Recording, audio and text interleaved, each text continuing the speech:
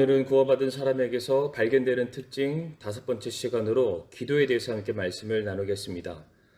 기도는 하나님의 자녀가 누릴 수 있는 특권입니다. 하나님의 자녀가 된 성도들이 하나님과 교제를 나누며 하나님의 인도하심을 받기 위해서 또한 하나님의 아버지 되심을 확인하며 하나님의 능력을 부여받기 위한 도구이자 통로가 바로 기도인 것입니다. 더불어 기도는 우리가 완전히 하나님께 의지하고 있음을 나타내는 행위이기도 합니다. 그렇다면 성도가 기도를 통해서 얻게 되는 가장 큰 유익은 무엇일까요? 하나님의 뜻을 알게 되는 것입니다. 기도의 목적은 무엇을 얻거나 어떠한 문제를 해결받는 것이 아니라 하나님의 뜻을 알고 하나님의 뜻을 이해하는 것입니다. 만약 성도가 하나님의 뜻이 무엇인지 알게 된다면 그 다음부터는 그 어떠한 것도 두려울 것이 없을 것입니다. 왜냐하면 전능하신 하나님께서 앞으로 하시게 될 그 온전하고 완전한 일에 대한 확신과 이해는 이제 성도가 살아가는 인생 가운데에 막연한 두려움과 불안함을 완전히 해소해 주기 때문입니다. 그러므로 기도를 통해서 하나님의 뜻이 무엇인지를 확인하는 성도는 이제는 더 이상 세상이 감당할 수 없는 사람이 되는 것입니다. 또한 성도가 기도하고 있다는 것 자체가 하나님과 충분히 친밀한 관계를 맺고 있다는 증거가 됩니다. 요한복음 15장 7절 말씀에 너희가 내 안에 거하고 내 말들이 너희 안에 거하면 너희가 원하는 바를 구하라 그러면 그것이 너희에게 이루어지리라 라고 말씀하셨습니다. 이 말씀 보게 되면 구하라, 기도하라 라고 말씀하고 있는데 그 말 앞에 하나의 전제가 붙어 있습니다. 너희가 내 안에 거하고 내 말들이 너희 안에 거하면 이라는 전제입니다. 즉 기도라는 것은 성도가 하나님의 뜻 안에 거하게 되었을 때에 당연히 주어지는 결과물이다 라고 말하고 있습니다. 따라서 우리가 기도를 하면서 어떠한 일에 응답을 받거나 문제가 해결되거나 필요가 채워졌다는 것 자체에 우리가 기뻐하고 감사할 것이 아니라 이미 우리가 하나님께 기도할 수 있는 자격을 얻은 것, 하나님께서 내가 기도했을 때에 내 음성에 들어주시는 내 안에 나와 함께 동거하시고 하나 되시는 분이시라는 그 사실을 우리가 더 기뻐하고 감사해야 하는 것입니다.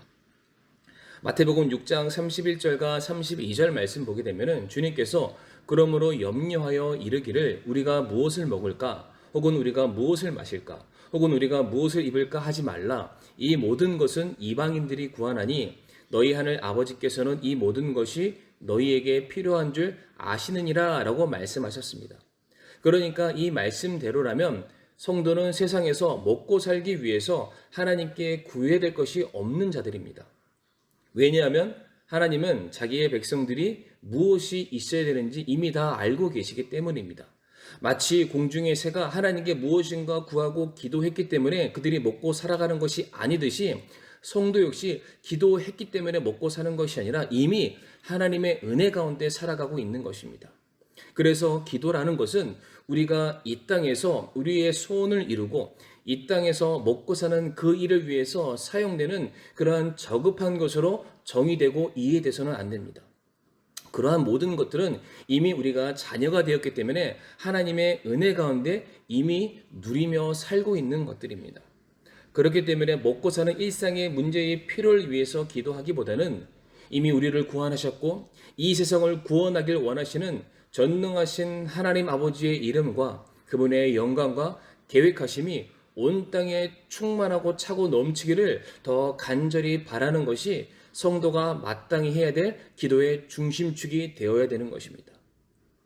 마태복음 6장 33절에 오직 너희는 첫째로 하나님의 왕국과 그분의 의를 구하라. 그리하면 이 모든 것을 너희에게 더하시리라 라고 말씀하셨습니다. 그러므로 구원받은 성도는 기도할 수밖에 없습니다.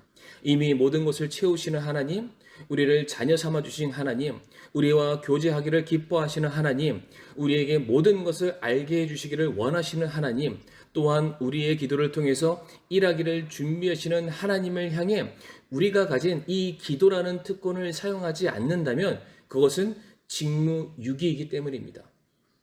결론적으로 기도는 우리가 뭔가 필요가 있어서 그것을 얻어내기 위한 신앙적인 열심과 간청 그런 유의 것이 아닙니다. 오히려 우리의 원함과 계획, 생각들을 다 비워내고 하나님의 생각과 하나님의 마음, 그 뜻하신 바에 대해서 우리가 같은 마음, 한 마음을 품게 해달라고 나 자신을 내려놓는 시간. 바로 우리가 예수님의 모습을 본받아서 내 뜻이 아닌 아버지의 뜻대로 살아갈 수 있게 해달라고 스스로를 돌아보고 신앙 고백할 수 있는 이 모든 시간들, 바로 이것이 성도가 해야 하는 기도의 참된 모습이다라고 말씀을 드리길 원합니다. 바로 이와 같은 기도의 모습으로 오늘도 무릎으로 주님 앞에 나아가시는 우리 사랑하는 성도님들이 되시길 바라며 말씀을 마치겠습니다.